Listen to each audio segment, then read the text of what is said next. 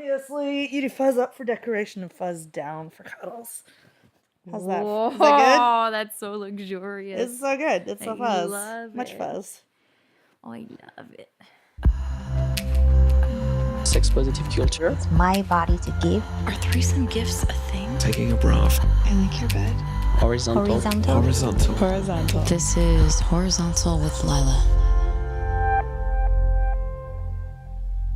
I'm Lila. Which makes me sound more hippie than I actually am, but that's okay. But it's okay.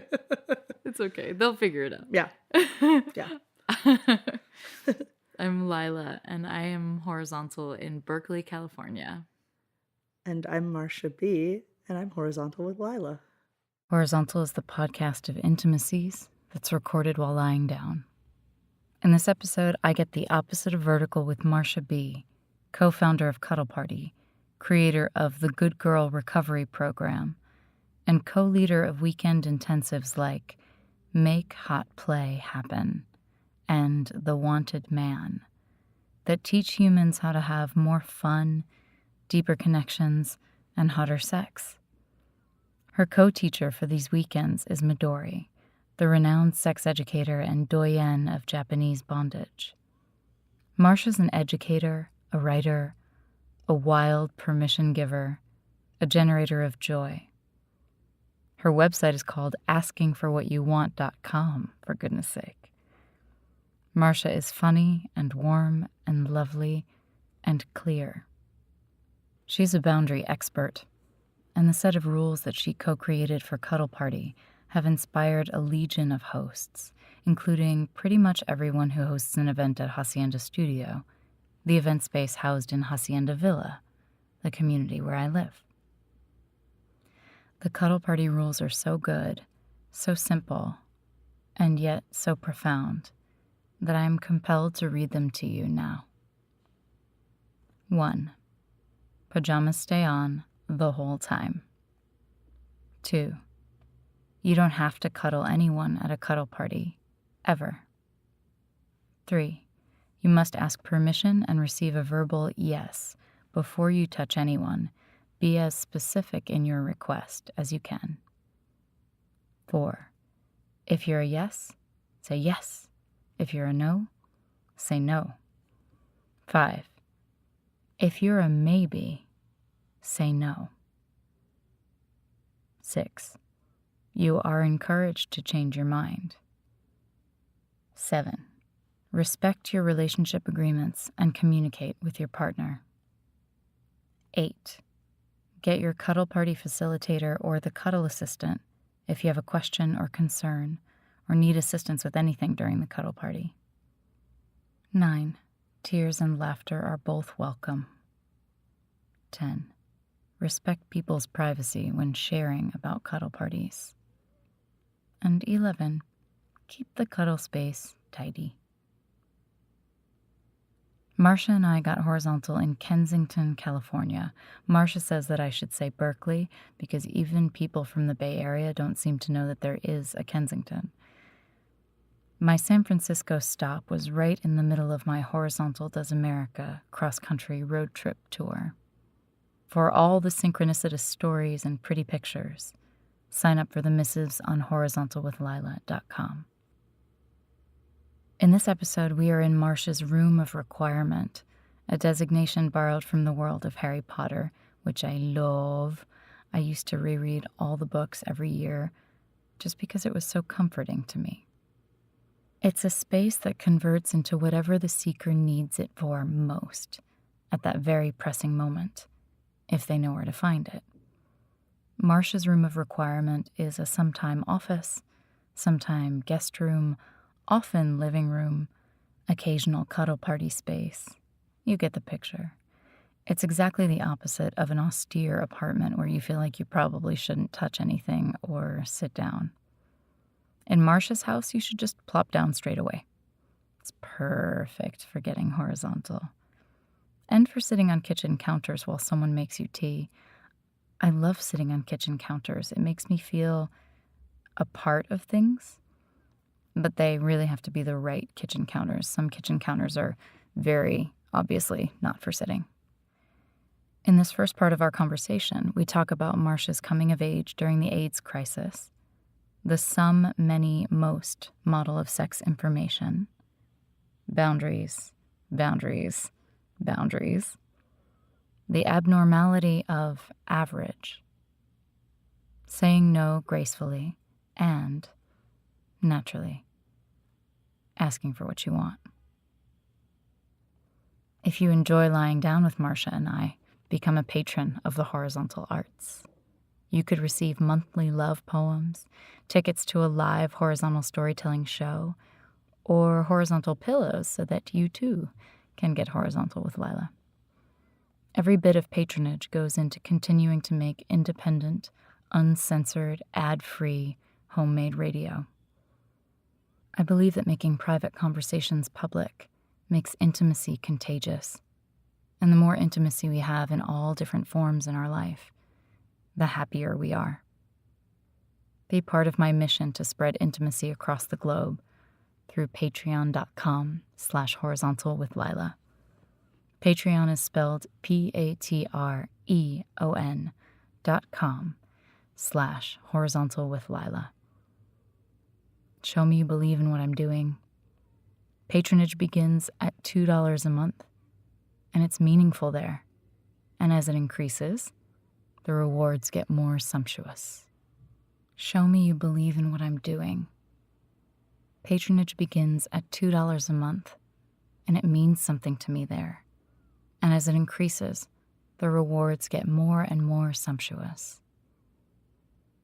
And now, dear ones, come lie down with us in Berkeley, California.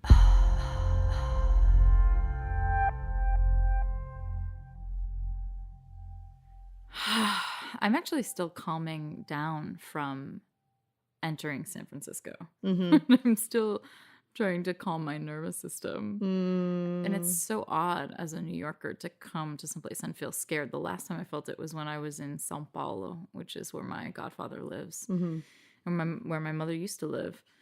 But I arrived there and I was like, oh, this is dangerous. I don't want to walk alone as a woman on the street. And that's kind of how I feel in San Francisco. Yeah. It's strange. There's so much that is compelling about it to me with all the public art and so many kinky, sex positive, There's so queer, much great polyamorous, shit here. et cetera, people. Yeah. Life is about trade-offs, and we definitely make some. Yeah, of course. But yeah, it's jarring, and I sometimes I'm up here, up in the hills, and it's like I can easily go days without leaving my neighborhood because I work from home, and there's a little market here, and then I go off and walk in the woods, and do my thing. Yeah. And friends will come over because I've got the hot tub and the trails, so I see people. And I have my housemates. I also lure people to my house in Bushwick with the hot tub. Right? It's effective. I have a steam shower too. Hot tubs are not that unique here, so you have to have a little something. I've got the view and the steam shower as well. And the trails. And the so a little trails. extra. Yeah. Yeah. But yeah, it sometimes I go down and I'm like, oh God, it's so good to be in the mix. And sometimes I go down and it's just, literally I got off the bus and walked a block and there were 2 people just sleeping on the sidewalk. They weren't, it was just, they were just sleeping in what's considered a relatively nice area. And it just it breaks my heart. And I try so hard not to have my empathy shut down, because sometimes it's like you want to shut down your empathy in order to just cope with, these are human beings and they're sleeping on the sidewalk every night. How is this happening? How is this happening our rich Earth? In a state that has 148 billionaires and 70 something thousand millionaire homes in our state? The only other place I've lived that's like that is New York City. Right. We have more billionaires than any other state, and we have 40% of our children are in poverty, and we have people living on the streets. What the fuck is wrong with California? I don't know. We're working on it. When I was in acting school at NYU, I had an acting teacher named Steve Wong. And Steve actually went to NYU, I believe, in the 70s. And he decided he was going to do an experiment, right? Because a lot of acting training is about unbuttoning. Right. And having these raw, vulnerable responses essentially removing some layers of skin Yeah. so that you are more malleable to the moment. And so he decided to do an experiment.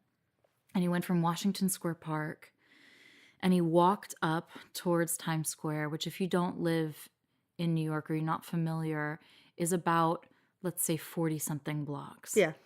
So he walked up and he If decided you are to. from New York, you know how to convert that to miles, which is 2 miles. He decided that he was going to try to do this with a totally wide open heart. Mm. And he walked up, and by the time he got to Union Square, which is only 14th Street, by the time he got up to 14th Street, he was starting to droop, and his posture was starting to curl in because he was taking in all of the stuff, which is devastating. The devastating reality of daily life for a lot of humans in the city. And by the time he got to Times Square, he was just like abjectly. Yeah. And I once wrote to him a few years ago and I said, "Did you ever do that again?" And he said, "No, I never did it again." Wow. And we have to create some sort of, I don't like to use the word, let's say armors, some sort of protective mechanism or veil or something, just in order to not be abjectly miserable every day, because then we can't do our work. So where is that line? Well, then if you have too much armor, then you also become miserable. So Of it's such a weird course. thing, right? Like I spent my entire career helping people essentially de-armor or get outside of their little bubbles and connect. And to have and I'm also teaching boundary work, right? Because that's what this is. Like, if you can't say no, you can't say yes, and all of that. It's really kind of the question of our times, I think, of how do we deal with with social media, we get so much just horrible shit poured into our brains. Input. And we're not, as humans, we're not designed to take on that level of information about the world. And so then we just shut down because that's the natural response to trauma. Yeah, that's a trauma response, is we shut down and we disconnect and we go inward and we, ramp up our immune systems or not our immune systems, but our like adrenaline gets, and we're unsettled and anxious and worried and jangled, I guess would be the word. That's a good word. And Jangled. then it's like, how do you function? Turn off the internet. So the only way that I have been able to figure out let's say a navigating strategy is to think of it like a camera. And in photography, the term aperture refers to how much light is allowed in to the camera at any given time. And you change it in accordance with the available light and how much you want in focus. And so that's how I've been thinking of it, is that emotional maturity is being able to control your own aperture in accordance with how much you want in focus, how much you can handle in focus at any given moment, and how much available light or stimulus there is. Oh, I like that analogy. Yeah. What did you learn about sex while you were growing up? Well, so I got a lot of really appropriate information. Like, I got factual health information from my mom. So my mom worked for a social service agency, and she worked with teen mothers and, kids in the foster programs and things like that. And she really saw what not having accurate information did.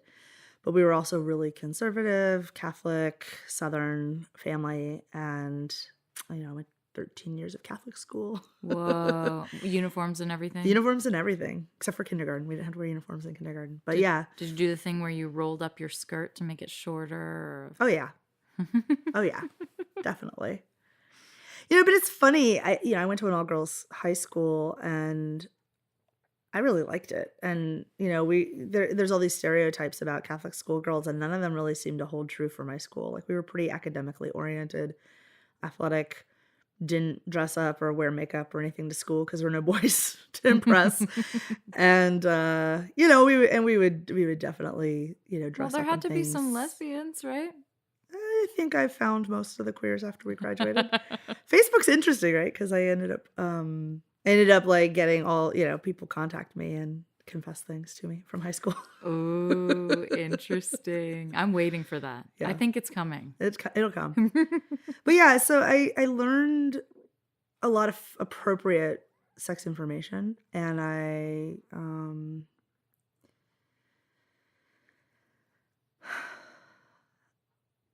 didn't learn a lot about pleasure. I didn't learn about weirdly though, and I don't know how this happened, or maybe I just didn't take it in. I didn't learn a lot about sin either. So it just felt like, here's this information about your body. And I was sort of like, I don't know why anybody would want to do that because I was like 9 or 10. Right. And then at some point, I was old enough to figure out why people would want to do that. And then I ended up being kind of the educator for a lot of people around me because a lot of my peers didn't know stuff. And so I was the one that I was explaining things because like their moms didn't explain periods to them, or I didn't, when we were in middle school. You said appropriate. Developmentally, what is appropriate in terms of giving sex ed to kids? Well, I don't do sex ed for kids, but my opinions about this are essentially, if a kid is old enough to ask a question, the kid's old enough to get an honest answer.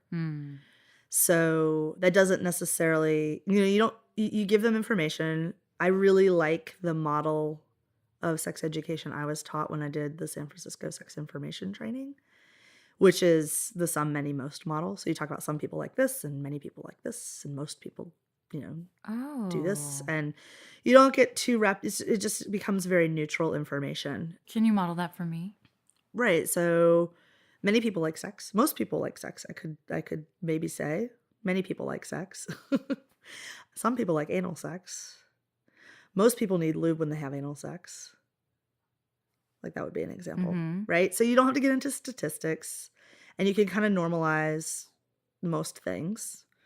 And it just becomes, you may find, instead of even making it about you, it's just many people find that they need lube, or some people like to be tied up, or just, you can kind of normalize it as just some people are into this. I love that. Yeah. I've never heard that, and I love it. It's a really just straightforward way of communicating sex information without getting hung up on, am I normal? Because that's the question everybody's always kind of subtextually asking. Am I normal? Is something wrong with me?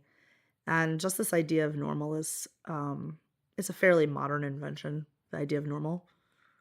And it gets applied to all kinds of things it shouldn't get applied to, like individual expression. Kenneth likes to say that normal is the most dangerous word in the lexicon when it's applied to sexuality. But it's just dangerous in general because it makes people feel if they are not that, they are somehow apparent. They're out of beyond the pale. They don't belong. And I think it instills a little bit of that fear that there's going to be tribal shaming coming. Right, because it's about belonging. But it's a different question to ask, do I belong, than am I normal? Because who are you trying to belong to? If you're trying to belong to average Americans, then you're having not very good sex, and you're not having very much sex, and you're not having sex with very many partners. And you're probably cheating on your I don't know, probably like going in the some, many, most model, like many people cheat. I don't know that it's most. I don't think it's over 50%. I privately think that it's most. You do? I do. Yeah. The data, but that we would never know. That's the thing. The data, the veracity of the data is only related to how truthful people are willing to be in the studies. I mean, it seems what I've seen in the data is like about 40% of men cheat or have cheated, I should say, not present tense. And that's been a fairly consistent number over the years. What's interesting is I haven't read Esther Perel's new book, but I just bought it. She seems to be suggesting that the number of men cheating is staying about the same and the number of women cheating is going up. Oh, as women have more autonomy and money and yeah. There's less of a threat to loss of access of resources. Exactly. That makes perfect sense to me. But it does seem to be the numbers that she seems to be, if I'm remembering correctly, I think it's about 40%. It's a great title, The State of Affairs. The State of Affairs. So good.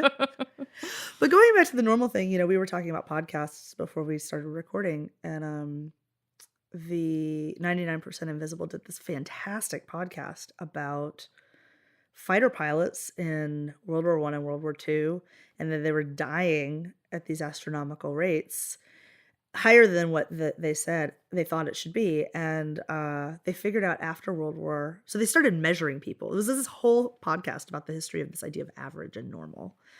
And they started measuring all the military guys, because it was mostly guys back then. And they came up with the average soldier size. And of course, no one fits the average soldier size uniform. So then they had to make small, medium, and large. And that's where we get small, medium, and large from. And then they had all these fighter pilots, and they were dying in these planes. And because all the planes were built for the average soldier, or for the average airman. And then they figured out, we could do adjustable seats.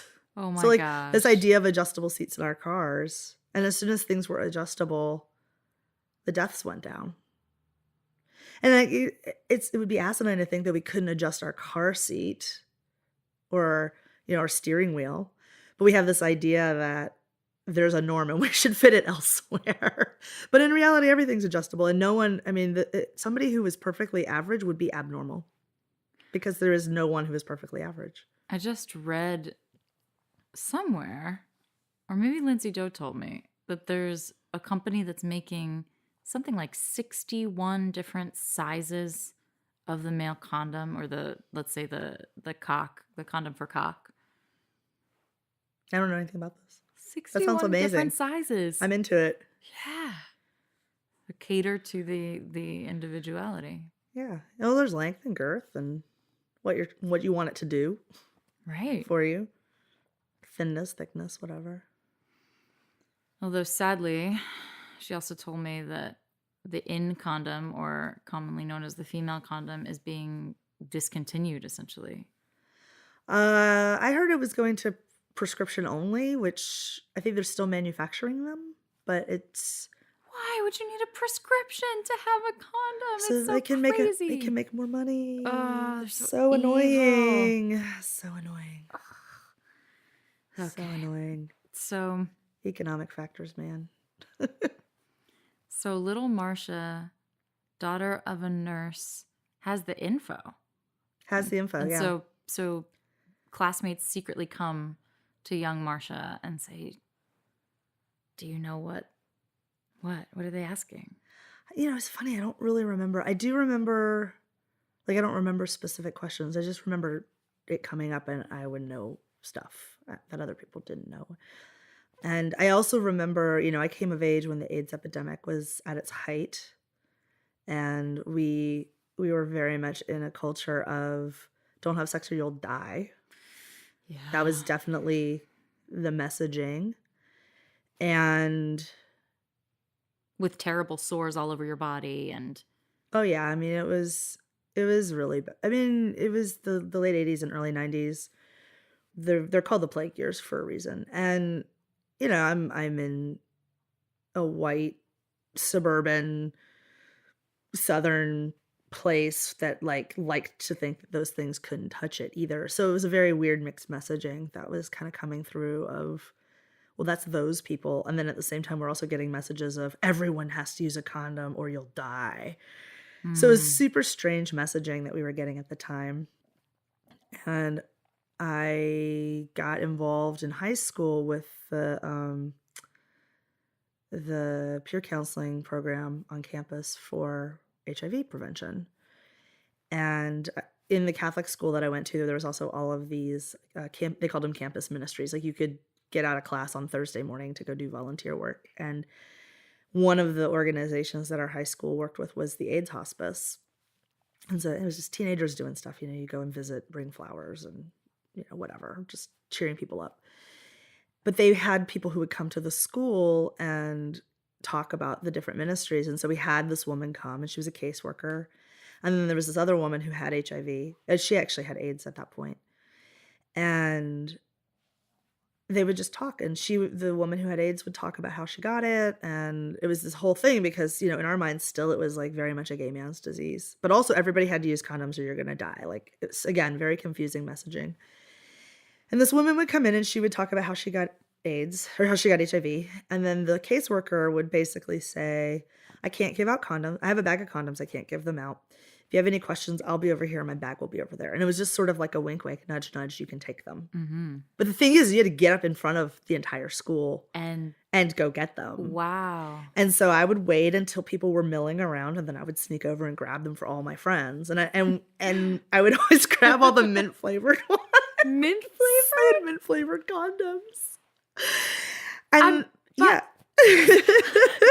But did you actually taste? I mean, did you give oral sex with them on so that you actually tasted the mint? Well, they had regular condoms, and then they had the non-lubricated mint ones for oral sex, because you had to, again, the messaging was you have to use a condom for everything, or But you're gonna did get you? AIDS. I've never done so. Yeah, in high school, I totally did. We were terrified. I understand. We were terrified. I mean, we were 15, 16 years old. We were terrified. So you grab a bunch of them. So I would grab all the condoms and like give them out, and I'd be like, hey, even if you're just doing, even if you're not having sex, you should have these. So I was just always encouraging people to have condoms because I just sort of had this not shameless in the sense of like I was doing very much or was even at that point particularly slutty. I caught up for it since then, but I was actually really very conservative, not very, but I was somewhat conservative as a kid, but I also had no shame around this stuff. I was just like, it's just bodies and it's just factual stuff. Like, we need to know this to keep ourselves safe. And so I just had this attitude. But then I became kind of fascinated with the conversation. And to me, this is the question that's still like the most fascinating question in the world, which is, okay, you've got the condoms, and if you have sex and you don't use them, you're gonna die, right? Which was the messaging back then. But obviously that's not actually true. At least not quite that literally. And the question for me is, well, you have to have a point where you acknowledge that you're gonna have sex, or that one or both of you want to have sex, and then talk about it. And that has been the question that has fascinated me. When do you do that? How do you say, oh, I want a thing. Mm. Oh, I want a thing, and I don't know if you want the same thing. Right. Oh, I feel scared.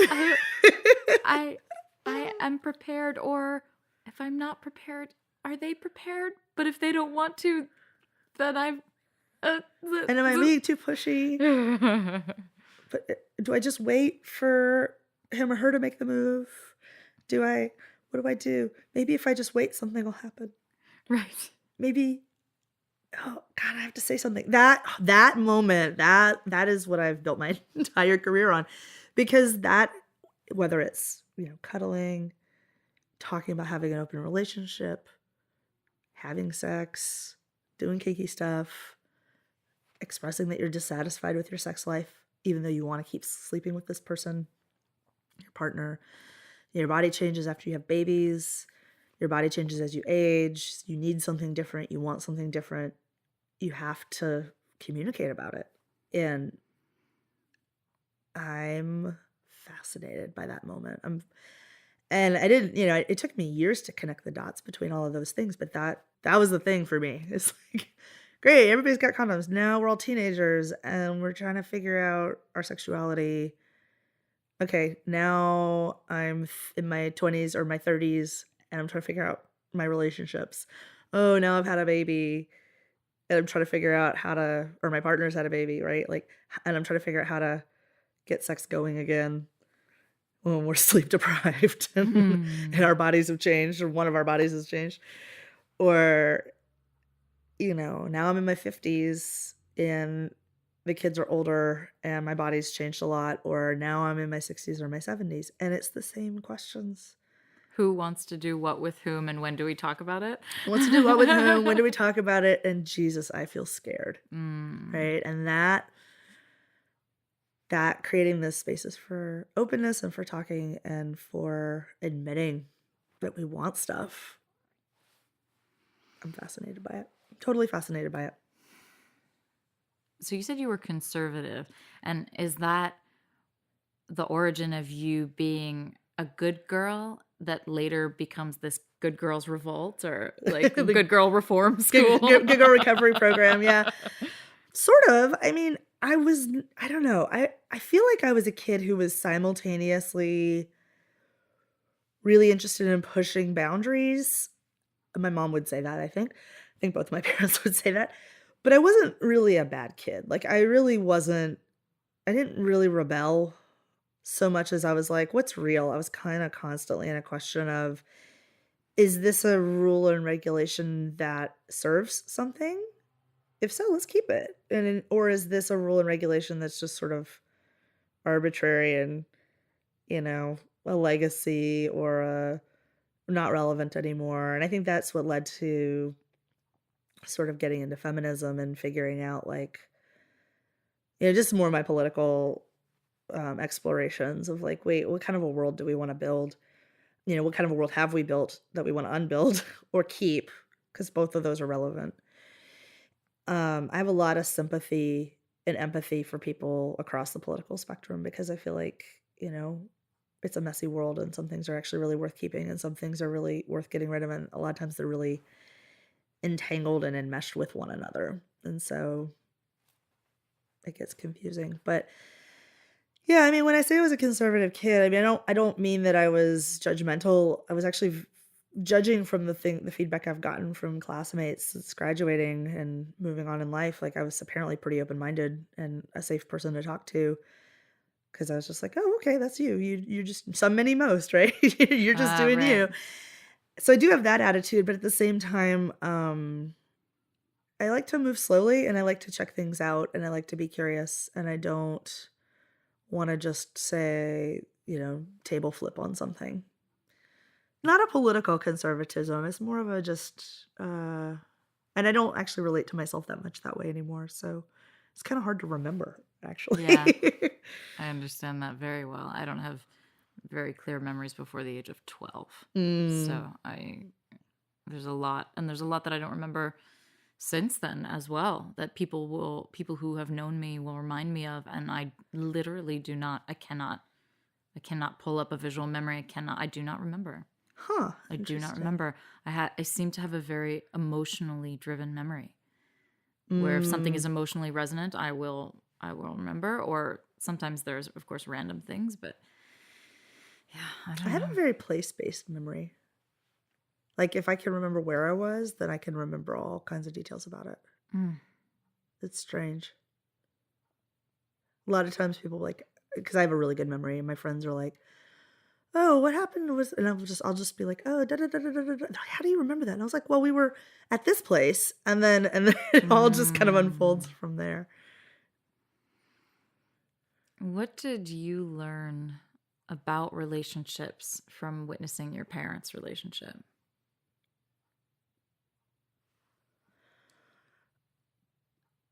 So one of the things I love about my parents' relationship, which is far from perfect, but they've been together for a really long time. They just had their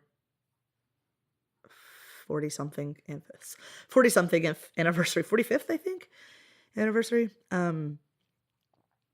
My dad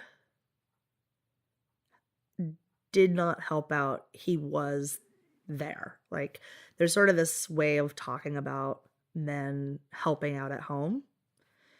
And that was not the vibe. Like, my parents were so egalitarian in their relationship. My mom did the morning shift. My dad did the afternoon shift. My mom came home from work. The kids were picked up from school. Homework was underway. Dinner was on the table. Like, there was a full partnership at home between my parents. And I didn't actually realize how unusual that was until I was older. And it's also very interesting to me because, again, my parents are, conservative Catholic Republicans who live in the South. And like that, it didn't come from like a feminist ideology or anything like that. It was just what they did. And there were a lot of various factors that contributed to that. But how did they come by that in in the culture in which, or the petri dish, in which they were formed. I don't totally know. I mean, my dad's pretty self-sufficient, and I think he at least doesn't hate to cook. I don't know. Neither of my parents were like, "Oh, I love to cook," kind of people, but some of it was just purely pragmatic. When we were little, my dad worked during the week and my mom worked on the weekends. So my mom took care of us during the week and my dad took care of us on the weekends, and you know, he coached our games, he showed up. Like I just have this really strong sense of my dad just being there, and my brother's that kind of dad too. Like my brother's that way with his kids, where he's just solid. He's just there. And I didn't really get that was kind of unusual even for, kids whose parents are still together. There was still that sort of separate 1950s separate spheres thing. My mom grew up in a giant family. My dad grew up in a much smaller family, and his sister was older. So he kind of grew up as an only child in a certain way, even though he wasn't an only child. And my mom was the middle of 7. Wow. And then how many of you were there? Just me and my brother. And so, I think it was just sort of like them kind of averaging out their experiences. My mom tells a funny story about when they were first married and living together, that she would, he would go to work and she would make a big pot roast and the first week, and she wasn't working. It was the first time in her life since she was 14 that she hadn't worked. She was taking a couple months off after the wedding, and so she was doing the housewife thing that she saw her mom do, and she did it for like a week. And then at the end of the first week, my dad came home and was like, "This is really nice, but do you think maybe we could just do something a little simpler sometime, like just soup and sandwiches?" And my mom was like, and that was the end of that. So I think there's just, my dad's got kind of both of my parents have kind of a, let's just do what works attitude.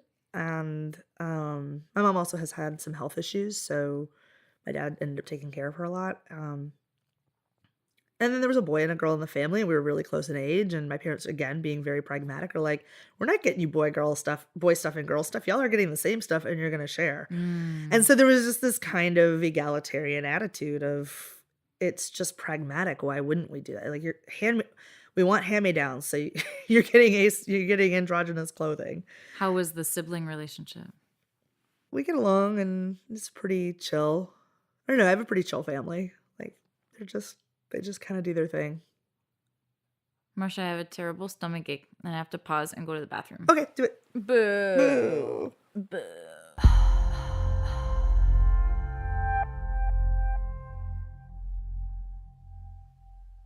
Are you warm enough? Oh my gosh, I'm so good. Okay. Your small shower is full of plants, and your big shower is like a Mediterranean bathhouse. It's so great. These are the advantages of not living in New York anymore. Oh my God.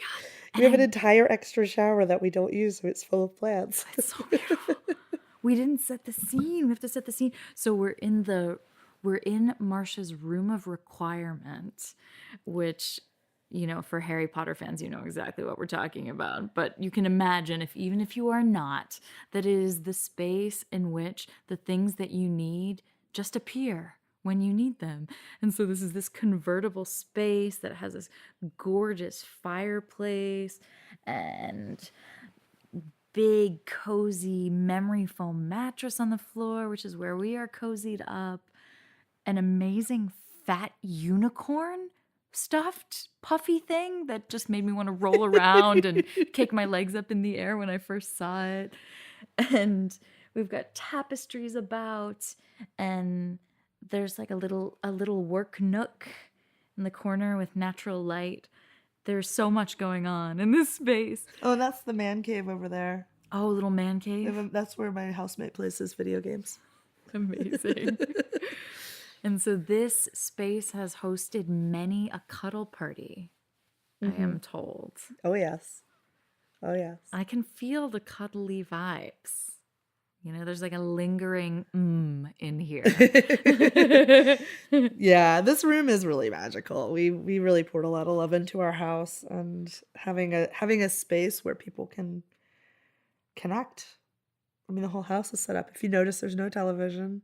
And there's a lot of seating areas. And a lot of plants, which always just makes me feel happier. Yeah.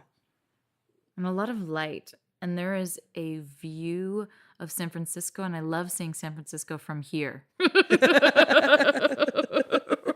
It feels way better that way. So, okay, so we were talking family structures. I'm an only child. So I was so very lonely as a kid. And I had a few friends, but I had these friends where it was usually girls who were much prettier than I am, and I just wanted to be them. So there was a ton of envy wrapped up in all of my girlhood friendships, pretty much. And I remember this one girl, Nicole, was like a child actress, and I wanted so much to be acting as a kid. And I did community stuff at the recreation center, but my parents wouldn't let me go see the one agent in town on Long Island. I wanted that so bad. And they said, no, we're not going to be stage parents. My mom said, I'm not going to be a stage mom. So I had a lot of solitary time, which I valued and probably partly formed my ambivert personality now, where I'm sometimes introverted and sometimes extroverted. And if I get too much of one, I need the other. Right. Too much alone time, and I must see people, I must touch people, and too much people time, including parties. And sometimes a party can be too much people time within the first 5 minutes. And then I need space. Often my favorite place at a party was outside the party on the deck or something. I love parking myself in a corner at a party and people watching. Yeah. I love doing that. And like having people come and visit. Yeah. But having not in the middle. Not in the midst of it. And I wanted a sibling so bad. I guess I was about to say I wanted a brother. I guess specifically I did kind of want a brother. I wanted maybe more of that masculine energy in my house or in my family system. And I had a lot of cousins, all of whom, except for one, were boys. But they were all older than me, and they just really didn't want to play with me. Where were they? Were they out on Long Island too? They were out on some of them were out on Long Island, and then some of them lived in Atlanta, and I think did they move to Florida with my aunt? So we were a little bit scattered, and we did get together until I was about, I think our last big family gathering was when I was about 10. And then when I was, when I was about 10, it was our last group Christmas. And then I don't really know what happened, but we started falling apart.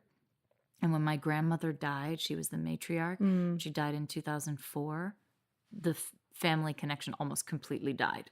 Like there was no web anymore. There was no glue, nothing to hold it together. So I wanted that companionship. But of course, I wanted what I dreamed of and what I saw in maybe TV or the movies as a great sibling relationship. Sure. I've come to realize through a lot of stories that people have told me that they're not all like that. No, they're definitely not. I feel so lucky about my family because I talk to people about their family systems a lot in my work when I'm coaching people, especially with the good girl work. And it's just really apparent that not everybody lucks out in those dynamics. That even when people are trying, it's just like there's personality clashes, and there's, even in a situation where it's not overtly toxic or overtly abusive, it's still that, just that the ways of not being seen or held or met in the ways that we want to by our siblings and by our parents is just so pervasive. And then the trauma of generations also getting handed down and the ways that manifests. I mean, it's just so pervasive. It really is. I always think of that quote, nobody escapes childhood unscathed. Mm-hmm. And we all have something to grapple with by the time we are 10, maybe. Yeah. Something to contend with that will mold us that we may need to mold ourselves in opposition to as well. I was a very good girl in many ways. I was always a straight A student until college, when it became a bit harder, and and I was in acting school, so there were a lot of other things I wanted to be doing besides maintaining my GPA, although I still came out with something pretty high. But I was A on pretty much all my assignments, and on time with my work, and in the gifted program, and in the honors society, and all of that stuff. And I didn't have my first intercourse until I was in high school. Lindsay just helped me to reframe this, that the first intercourse would be, it doesn't have to be penetrative, and that I love that idea, because also personally for me, that makes my first intercourse something that was really beautiful and joyous, whereas my first penetrative experience of having a penis in me was not beautiful and joyous. So it was nice to reframe that. But I didn't start engaging sexually until I was in high school. And even, like later on in my high school years, I think I was a senior. And then I didn't have penetrative intercourse until I was 19. And something I really wanted to talk to you about was saying no, because I know that's part of your your work. And I recorded with my housemate. Tiger is a professional cuddler, and I know that I could not do her work because I am so cat-like and specific about who I will allow to touch me and who I want to touch. And I have something to confess to you in relation to that. Oh, do tell. So I have not gone to a cuddle party because of it.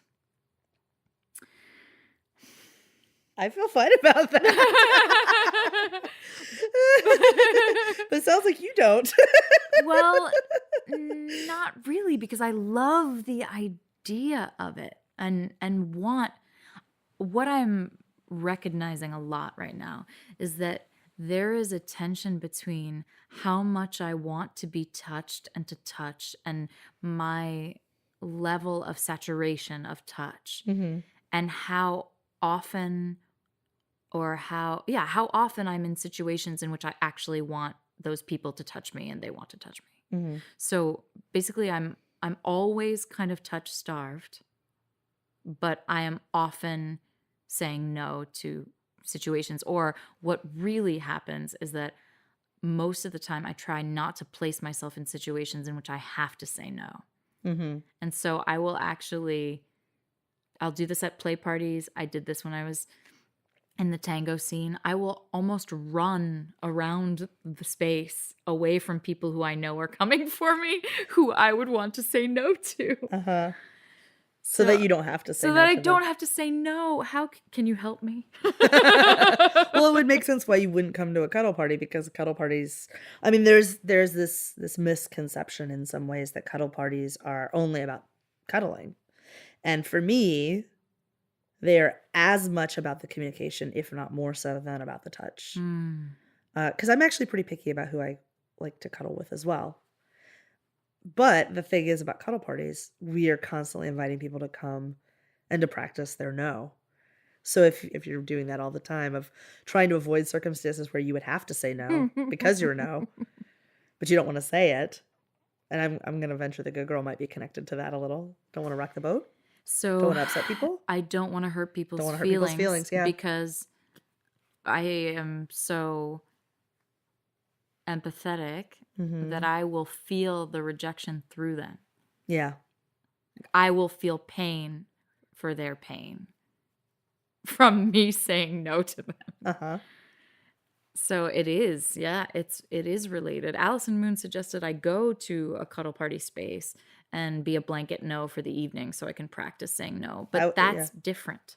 I won't feel the same way. If I'm like, hey, I'm just saying no tonight, that's easy. If I'm going to say no to everybody, that's easy. But if I am saying no to you because really I don't want you to touch me, and I'm only a yes to that one person, that's where the real challenge comes in, right? Like I actually was imagining, like say I come into, Marcia's space and I come to her party and she's going to, help me to grow, right? So she's going to encourage me to use my no. And, the first person who comes up to me who I don't want to touch me and asks, and I'm going to need to say no, I'm probably going to cry. I was imagining being like, no. I'm gonna challenge you on this though, because it sounds to me, if I were to dig in a little deeper on this, Let's go. it sounds to me that there's an assumption or a belief that you're carrying around that you should be more available. Ooh. Yeah, I think that rings true. My mom used to say how I wouldn't sit on people's laps, Uh-huh. Unless I wanted to. And I guess for me looking back now, I cheer on that little Lila who had boundaries Yeah. and didn't want to touch who she didn't want to touch. But I think that my mom saying that stuck in my head as a, yeah, why aren't you more available? Because my mom, I don't touch my mom as much as she would want me to. And she feels really hurt by that. Mm. And I feel guilty. And that has to be where at least some of it stems from. People wanting my touch and me not wanting to give it, and then feeling guilty. Mm-hmm. So there's the family layer. And then there's, I'm just going to say that this is true because this matches my experience, but maybe your experience is different. I think there's a cultural layer too for girl children that's different than boy children. And there's absolutely a difference for women versus men. Women are supposed to be available for other people's touch, sex, emotional labor, etc. Mm. Where we have to be this gatekeeper model of sexuality. Like women have the sex and men are trying to get the sex, right, in the heteronormative model of things. Like that's the cultural norm. And so you've got this family system of, well, little Lila has boundaries, you have boundaries, mm-hmm. and then you're made wrong for them. But I'm hearing you talk and I'm like, well, yeah, that sounds reasonable. Like you get to have your boundaries wherever they are, and if you weren't carrying a belief that you should be other than you are, mm-hmm. then your no just becomes information so that other people can navigate around you appropriately. So, like, if you ask me, is the Golden Gate Bridge that way? And I happen to know that it's the other direction, I don't feel bad saying no. This is literally something we talk about in Cuddle Party. Mm-hmm. Your no is information for other people to navigate the world. If you take the should out of it, it becomes that. And I find it easier with people who I find to be a little bit more groovy is the word that comes to mind. Isn't that ridiculous? I don't know, man. It's the Berkeley influence or something. It's blasted you back 50 years. So I find it easier with people who are a little more groovy I'm remembering at the communities conference, I was talking with this super gregarious, really warm, really open and young, so kind of bouncy guy. And I said, could you give me 10 more inches of space? Because I wanted to keep talking to him, just not at that distance, And then we had a talk about it, but he was open, right? And he's like, oh, wow, thank you for that information. And I was like, and actually, part of it is that your breath is a little bit stinky, right? And he, took that and was like, thank you. I will go brush my teeth. I wish more people would say things like that. I appreciate your directness, but not everybody appreciates your directness. That's true. So I try to hang out with those people. Right. So if I have a belief that it's fine to be as discerning as I am, and it's fine to only want people that I'm really comfortable with or really attracted to touch me, then my no will be information and not a rejection. But it is a rejection. I don't want them to touch me. I reject their touch. It's only a rejection if they're entitled to it. Really? Yeah. It's vulnerable to, okay, here's the thing. It's vulnerable to ask, right? Yeah. And men disproportionately by far have that burden, and it sucks. It's part of the, Yes. it's part of how sexism hurts everybody. And one of the ways we change that is we undermine the idea of entitlement to women's bodies at every turn. And that for women, that comes, the practice comes in both learning to ask for what you want. I do a lot of that. That's awesome. And not making it a fucking big deal that you're saying no to people. I can say fuck, right? Oh, yeah.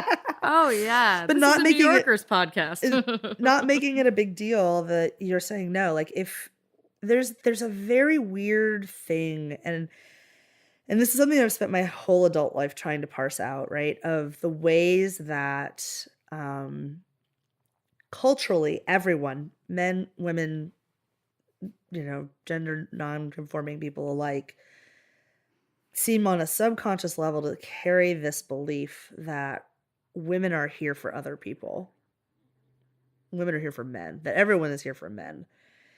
And those of us who don't like it, men and women alike who don't like that belief, still carry it on some subconscious level that we're supposed to be available when other people want us, that we're supposed to react rather than initiate, that our whole way of being is about reacting. And so then we have to like caretake and manage and, all the feelings around things, because our only role is as somebody who reacts rather than who is an agent of their own. If you have two agents who are interacting, if you have two autonomous individuals who are interacting, both can ask and both can say yes and no, and both can hear yes and no without having to take care of the other person, which isn't about being cruel. It's really just about like, it's kindness and it's respect to give information about where you're at. It would be rude for me to let you think that San Francisco is over in that direction when it's in the other direction. That's rude, right? And yet we're taught that that's polite when it comes to sex or touch, right? We're taught that it's like rude to give people clear information about what's true. The trick is like not making people feel wrong for asking. Right. Right. And how does one do that? Is that in the tone of the response, I which think is it like, is. no, thank you. Yeah, like, thank you for the offer, I'm not interested. Or, I'm not interested is one that I have trouble forming. Mm-hmm. Even though I've got something for you. it's true the majority of the time. I've got something for you. You do? I do. She's getting up. She's wearing her little shorty robe, her little black silky shorty robe, and I can see her cute butt heading across the room. Here you go, my darling. Oh, what is this? What is this? Oh, it's a wonderful postcard. 12 ways to say no gracefully. Oh, this is amazing. I'm a no to that, but I'm a yes to you. I'm not so into that, but you go have fun. I want to be in connection with you, but that doesn't work for me. Can we do this instead? I really like counteroffers. Mm-hmm. That feels really good to me. But I can only make a counteroffer if I If there's a actually want to connection. engage with them. Yeah. And most of the time, I don't. I'm not available for anything like that right now. Oh, that's nice. Not tonight. Although that gives an invitation maybe another night. Which right? might be what you're trying So to... if that's exactly, yeah. And we've we've taken a leaf out of your Cuddle Party rule book, and when we just had our first inter-house party where it was just the villains, not the Hacienda core team throwing the party.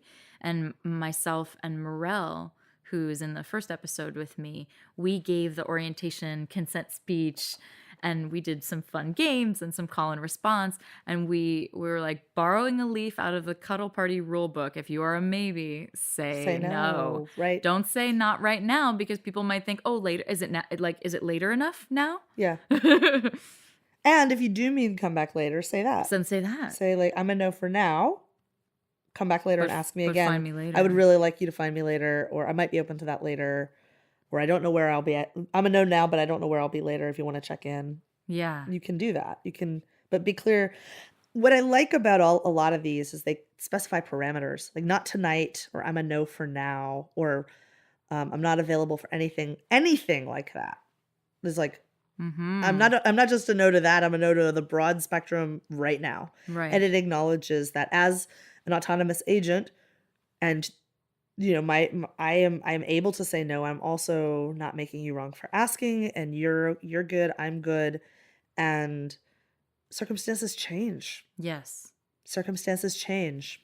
And I really do want to affirm that it is okay for you to ask, and it is okay for me to say no, and it is okay for me to ask, and it is okay for you to say no. Exactly. I want that, but it feels very much an ideal at the moment. It takes practice. That's why I have this postcard. This is so good. I'm going to put this in my room and look at it every day. Let's keep going through them.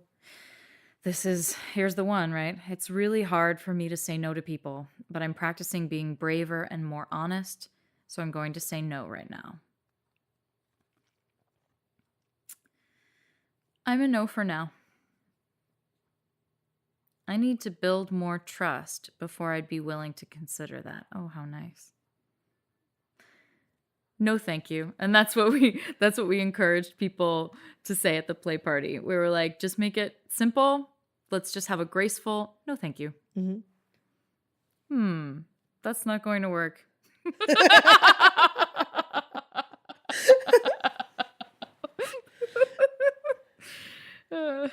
Not today. I don't have the internal resources to pull that off. It's like saying I don't have enough spoons, or I don't have the bandwidth for that. I like that. Yeah. So there's a few things I want to say about this postcard, right? Is we're discerning between the activity, the person, I'm a no to that, but I'm a yes to you, or I want to be in connection with you, but that doesn't work for me. Can we do this instead? So that's sometimes we're a yes to the person, a no to the activity, or to the timing, or to the energy level that would be involved, whatever. But so you're reaffirming the connection, right? Right. Like, I don't want to be spanked right now, but would you hold me from behind for 15 minutes? Or Yeah. And then another thing is that change is normal. It's normal to change our minds. That's a Cuddle Party rule also. Yes. You're encouraged to change your minds. So we build these into these responses. Sorry. That one is really tough for probably a lot of assigned female people at birth like me, where I have completed so many blowjobs that I didn't want to complete. I have finished, quote unquote finished. When I say finished, I mean allowed a penis owner to ejaculate inside me when it hurt. Right. And when I didn't want to continue, when I was just like, when will they come? Yeah. Can it be done now? Can it be done now? Ugh. I know so many women who are like that, who've had that experience. I mean, I know a lot of people who have receptive sex who've had that experience, honestly. It's just like that's sort of this idea of once we start, we can't stop. We don't get to say no. And this change is our minds. We can't change our minds. And this is, I think, something that the entire culture is sort of wrestling with at the moment of like, where, what does consent mean? If you start something, does that when is sex done? And so many times it's when the penetrative partner ejaculates, right? I mean, this happens in gay male sex as well sometimes. And so what I'm interested in is a model of continuous consent in both directions with I can say where I'm at right now, and it'll always change. The expectation is that it'll change. I'll be a yes, and then I'll be a no. I'll also be a no, and then I'll be a yes, unless I say, I can set a boundary of like, I'm a no. I don't know if that'll change. If it does, I'll let you know. And I'm really good at this because I've done thousands of cuddle parties, honestly. Right. Like all of the other things I do in my, like going to play parties has been helpful, but the thing that has made me excellent at this has been Cuddle Party. And this is why I say, yes, it's about touch and it's about cuddling. But if you want to become masterful at communication And boundaries. And that question that I'm obsessed with, which is how do you navigate that vulnerability of asking? Yes. How do you navigate that vulnerability of somebody having asked you and you not knowing what your answer is? That's my jam. That's where I'm fascinated. And by building language, like we have to practice vocabulary for it, right? Yes. We feel like we have to explain and pad our no, justify, explain it, pad it, make a joke out of it. Right. Basically say no, hope they abide by it while also hoping that they won't notice that we said it. Yes. That's some toxic shit. Oh my God. And It makes my abdomen hurt, my womb hurt. And instead, I've been working so hard over the years to build a world around me that then ripples outward. And I have help from a lot of people in doing this. They're building worlds around them. I'm not saying I'm the center of the world. I'm just saying I'm the center of my world. But building a world where these norms can change. And my belief is that these norms can change. I've seen them change over my lifetime. I've seen them change over the last 20 years. There's a much different conversation around consent than there was 20 years ago when I was doing HIV education, peer counseling in high school. So these kinds of things, like sometimes you're just a no, and that's fine. And I encourage you to say no, and I encourage you to say no, thank you. Yeah. And I encourage when you're a maybe to say no, especially if you're in a place where you're fuzzy on your boundaries. If you're a maybe, say no. But I also encourage people to build clarity around their no. Build clarity around their no, but also to build changing your mind that change is normal, and that if we're being present, that is what we, change is constant. If we're being present, things will shift. Things will shift. That is inevitable. That's a given. So if it's about accomplishing goals of ejaculation or orgasm or whatever, getting a notch in the bedpost, you're not in relationship with the other person at that point. It's just about you getting off or the other, the person who has that goal. And similarly, like if it's about, I'm going to get this person into a relationship with me, like we're going to date, they're going to be my husband, my wife, my significant other. It's goal oriented. You're not in a relationship anymore. So when you build space to respond to the present in all of your interactions, they become a lot more honest. They become a lot more nuanced. And it requires that you be able to say no to people. And yes. And let me think about that. And let me get back to you. Yes. And I want something, but not that. And all of these other things. Might want that later, check back in, and all of those other things. In terms of when does sex end, I have been really just in the past 3 years since I've been living at Hacienda, where I've been given more tools, let's say, and my world has shifted because of it. I've started using my words, and I've started using my hands, and I've started saying, "Oh, you're not done yet." Right? Where do you think you're going? Right. Come back over Over here. here.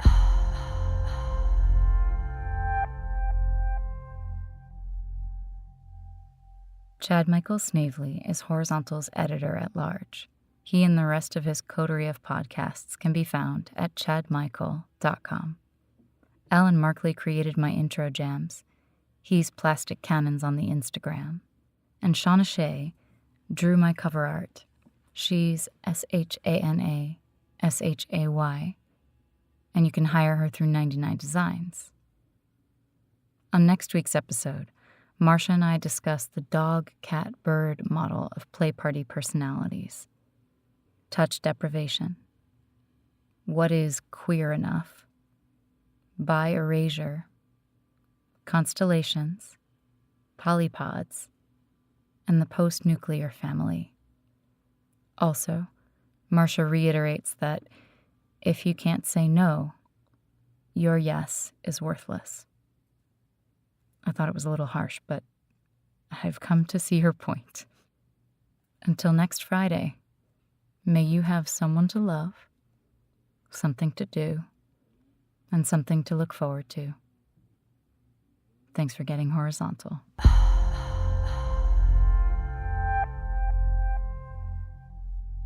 There's another fuzzy blanket, and I've Okay. I'm gonna strip my jeans so I'm more comfy. Although this is the outfit that Kenneth says makes me look like a sexy minion. I love it.